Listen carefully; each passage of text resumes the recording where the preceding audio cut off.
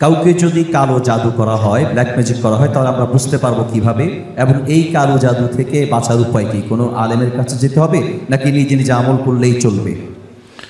ভাইরা আমার, কাকে কালো জাদু করা হয়েছে কাকে করা হয় নাই এটা বোঝাটা খুবই সিম্পল এবং খুবই সহজ একটা ব্যাপার। বিশেষ করে কিছু আলামত আছে যে আলামতগুলো খুব সহজেই দেখে বোঝা যায় এই লোকটা ব্ল্যাক ম্যাজিকের রোগী বা জাদুর রোগী। আপনারা জানেন যে আমাদের সমাজের এক শ্রেণীর মানুষ এই কালো জাদুতে বিশ্বাস করে না। যদি কেউ কোরআনের জীবন্ত মুজিজা আর অলৌকিকত্ব দেখতে চায় তাহলে সে কালো জাদুগ্রস্ত রোগীর মধ্যে কোরআনের আয়াত দিয়ে যে ট্রিটমেন্ট করা হয় এটা দেখে সে আল্লাহর কুদরত দেখতে পাবে, কোরআনের মিরাকল দেখতে পারে।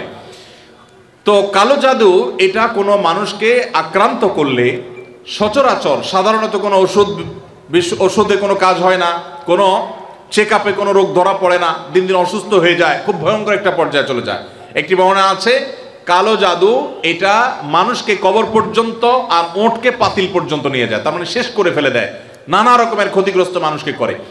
এবং আজকাল আপনারা দেখেছেন অনেকেই বিভিন্ন ফুটবল টিমের ভালো ভালো খেলোয়াড়দেরকে কালো জাদু করা হয় এবং এগুলো নিয়ে ইন্টারন্যাশনাল মিডিয়াগুলোতে বেশ ফলাও করে আপনার নিউজ প্রকাশ করা হয় এবং সমস্ত দুনিয়াতে মানুষের কাছে ওপেন সিক্রেট এখন যে বড় বড় খেলোয়াড়দেরকে ব্ল্যাক ম্যাজিক করা হয় এবং সেটার যে প্রভাব হয় সেটাও মানুষের কাছে দিনের আলো মতো পরিষ্কার। তাহলে আমার বুঝতে অসুবিধার কথা, বরং কোরআন যেটার কথা বলেছে সেটা বাস্তবায়ন দেখতে পেরে আমার ঈমান আরো বেড়ে যাওয়ার কথা।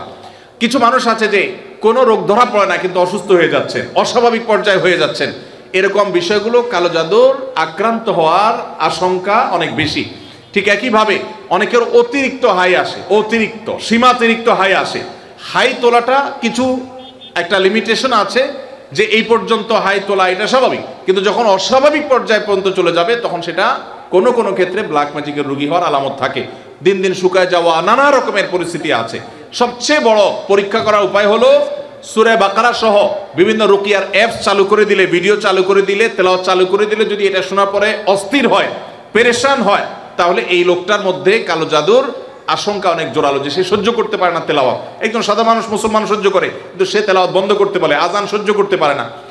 এরকম বিষয়গুলো সাধারণত ব্ল্যাক ম্যাজিক কাউকে করা হয়েছে তার একটা আলামত হয়। সবচেয়ে ভালো হয় ভালো কোনো রাকির কাছে গেলে তারা এটাকে অ্যাসেসমেন্ট করতে পারে বিভিন্নভাবে এবং ধরা পড়ে যে তার কালো জাদু হয়েছে কি হয় নাই। আজকাল এই আপনার রাকিদের নামে অনেক লোকজন আছে যারা কবিরাজি করে, উল্টাপাল্টা পদ্ধতি করে, ভালো মানুষও কালো জাদুর রোগী বানায় দেয়। অনেকে আছে নাম বাপের নাম বললে বলে দেয় যে জাদু করছে কি করছে না, এগুলো সবই বোগাস এবং এগুলো কোনো সঠিক পদ্ধতি না। আমার পরিচিত একজন বলল যে আমার এক দাদা বহু আগে মারা গেছেন, তো এরকম এক কবিরাজের কাছে যাই বললাম আমার দাদার নামে এটা, তার বাপের নামে এটা, দেখেন তো তার কোনো জাদু টাদু আছে কিনা। বলে হায় হায় রে, শেষ করে ফেলছে, তো আর বেশি দিন বাঁচবে না, অথচ উনি মরে শেষ।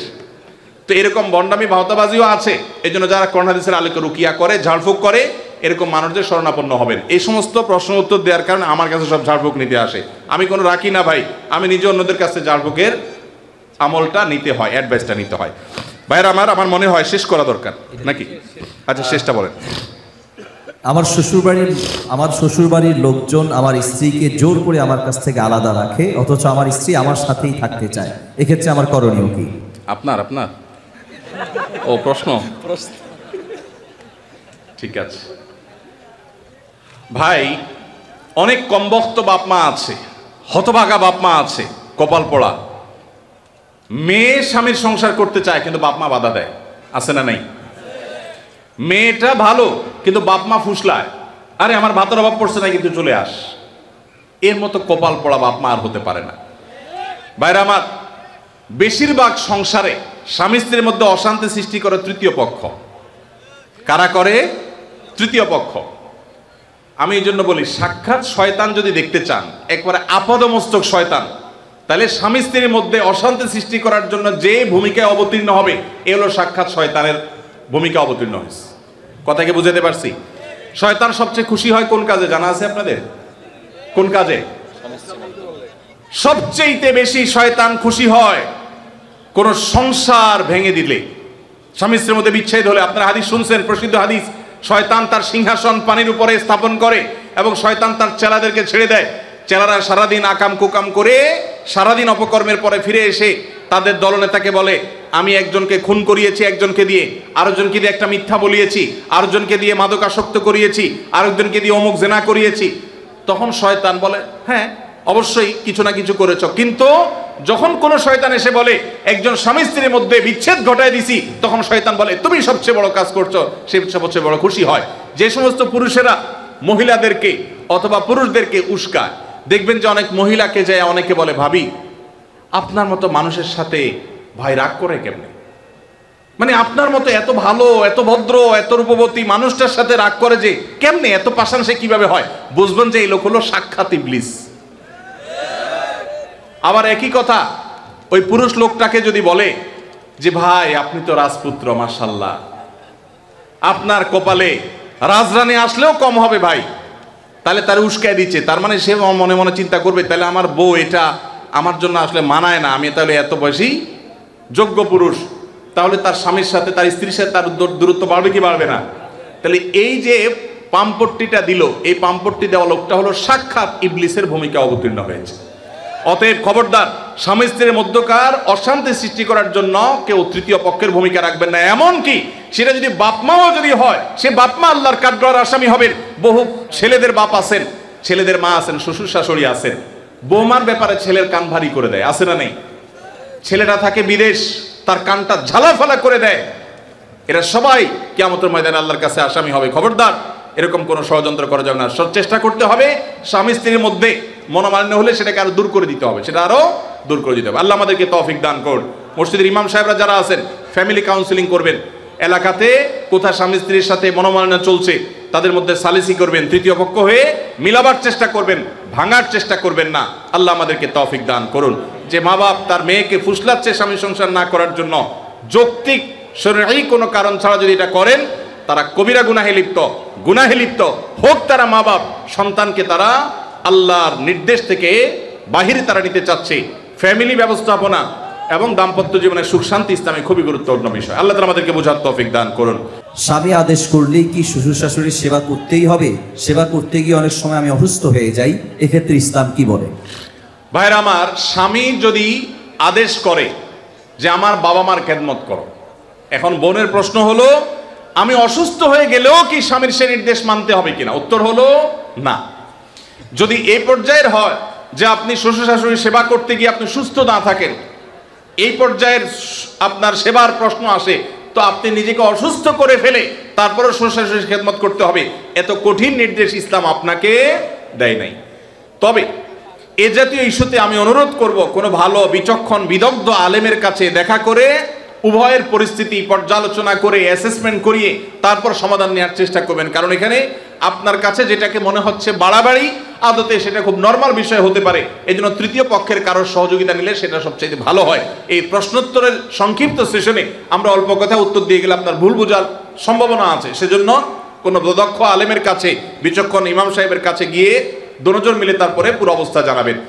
শরীয়ত মৌলিকভাবে মেয়েদের জন্য শ্বশুর শাশুড়ির খেদমত করাকে ফরজ ওয়াজিব করে নাই, কিন্তু স্বামীর প্রতি তার যে শ্রদ্ধা ভালোবাসার দাবি আছে, সেই দাবি থেকে যে স্বামীটা সারাদিন আমার সংসার সন্তানের উন্নতির জন্য কষ্ট করে, সেই স্বামীটার অগোচরে তার উপরে কর্তব্য তার বাপ মার সেবা করা। তিনি যেহেতু আমার কাজে গেছেন, আমি তার জন্য একটু হেল্প করলাম, তার হয়ে একটু কাজ করলাম।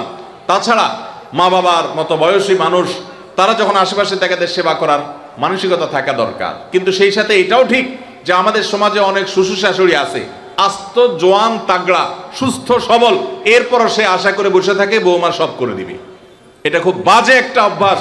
অনেক শ্বশুর শাশুড়ি আছে তারা মনে করে বৌমা ঘরে আসছে মানে হলো কাজের মেয়ে ঘরে আসছে, অতএব আমাদের এটা বাই ডিফল্ট পাওনা হয়ে গেছে। এটা খুবই বাজে একটা উদাহরণ। শ্বশুর শাশুড়িদেরও আল্লাহর কাছে বিচার আছে, তারা জুলুম করলে, সীমালঙ্ঘন করলে তাদেরও দায় আল্লাহ তাআলার কাছে থাকবে। নিজের মেয়েটা তাকে দিয়ে কোনো কাজ করায় না, আরেক ঘরের মেয়ে আসছে তাকে দিয়ে সারাদিন গাদা খাটনি করা, এটা জুলুম। অতএব জুলুমও করা যাবে না, আবার বোনরা শ্বশুর শাশুড়িদেরকে ইগনোরও করবেন না। আল্লাহ তাআলা আমাদেরকে আল্লাহর নির্দেশকে যথাযোগ্যভাবে মানার তৌফিক দান করুন। বেনামাজি মানুষ মৃত ব্যক্তিকে গোসল করাতে পারবে কিনা? মৃত ব্যক্তিকে বেনামাজি গোসল করাইলে গোসল হয়ে যাবে, কোনো অসুবিধা হবে না। তবে সন্দেহাতীতভাবে এটা মুসলমানদের কর্তব্য। কোনো এলাকাতে কেউ মারা গেলে যারা দিনদার মুসলমান তারা তাকে কবরস্থ করবে এবং তার দাফন কাফনের ব্যবস্থা করবে। কোনো বেনামাজি করলেও আদায় হয়ে যাবে ফরজটা সবার পক্ষ থেকে ইনশাআল্লাহ। বিভিন্ন অ্যাপ ব্যবহার করার কারণে পয়েন্ট দেওয়া হয়ে থাকে, এইসব পয়েন্ট ব্যবহার করে বিভিন্ন অফার নেওয়া যায় হবে কিনা? ভাইরা আমার, যদি কোনো অ্যাপস ইউজ করলে আপনাকে পয়েন্ট দেয়, সেই পয়েন্ট আপনি এক্সচেঞ্জ করে কোনো সুবিধা নেন, কোনো টাকা পয়সা পান, এটা জায়েজ হবে এই শর্তে যে সেই অ্যাপটা যদি হারাম কিছু না হয়, সেটা ব্যবহার করলে যদি কোনো গুনাহের কাজ না হয়, তাহলে আপনি এটা করতে পারেন। আজকাল অনেক জুয়ার অ্যাপস বের হয়েছে, অনেক হারাম অ্যাপস আছে, সেগুলো এ ধরনের অফার দিয়ে থাকে, সেগুলো অ্যাপস ব্যবহার করাটাই ইটসেলফ একটা হারাম কাজ। অতএব সেখান থেকে পয়েন্ট নিয়ে উপার্জন করলে সেটা হারামই হবে। অতএব আপনি কোন অ্যাপস ব্যবহার করছেন আর কি পয়েন্ট দিচ্ছে আপনাকে, সেটা হলো দেখার বিষয়। বাথরুমে ওযু করার বিধান কি? একটা মোস্ট কমন প্রশ্ন, বাথরুমে ওযু করার বিধান কি? ভাইরা আমার, বাথরুমের ভেতরে কমোড বা প্যান, এটার সাথে আপনার ওযুর যে টেপ বা বেসিন, এটার যদি কোনো পার্থক্য না থাকে, অর্থাৎ মাঝখানে কোনো আড়াল বা ব্যবধান না থাকে, তাহলে এই জায়গায় ওযু না করে ওযুটা বাহিরে কোনো ট্যাপে করা উত্তম। কেন? কারণ ওযুর একটা গুরুত্বপূর্ণ সুন্নাহ হলো বিসমিল্লাহ পাঠ করা। টয়লেটের মধ্যে বিসমিল্লাহ পাঠ করাটা মাকরুহ। টয়লেটে বিসমিল্লাহ পাঠ করা কি মাকরুহ? যেহেতু মাকরুহ, অতএব হয় আপনি বিসমিল্লাহ ছাড়া ওযু করবেন, তাহলে ওযুটা একটু ত্রুটিপূর্ণ হলো, আর না হলে বিসমিল্লাহ জোরে পড়বেন, তাহলে আপনি মাকরুহ করলেন। এই জন্য বাথরুমের বাইরে বিসমিল্লাহ পড়ে ওযু করবেন। পাও ধোয়াটা বেসিনে ধোয়ার ব্যবস্থা নাই, ভেতরে যায় ধুলেন, ব্যাস, তাহলে হয়ে গেল। আর যদি বাহিরে কোনো বেসিন না থাকে, কোনো টেপ না থাকে, তাহলে টয়লেটের ভিতরেই ওযু করতে পারবেন, কিন্তু বিসমিল্লাহটা মনে মনে বলবেন। আর যদি নিজের বাসা হয়, তাহলে সেক্ষেত্রে মাঝখানে পার্টিশন দিয়ে দিলেন কমোড এবং ওযুর, অথবা আজকাল প্লাস্টিকের পর্দা পাওয়া যায়, সেগুলো দিয়ে দিলেন, তাহলে ইনশাআল্লাহ আপনার সেখানে বিসমিল্লাহ বলতে কোনো অসুবিধা নাই। টয়লেটের ভিতরে দিকেও ওযু করে, ওযু হয়ে যাবে, নামাজও হয়ে যাবে, কিন্তু উত্তম হলো বাহিরে করা। জি।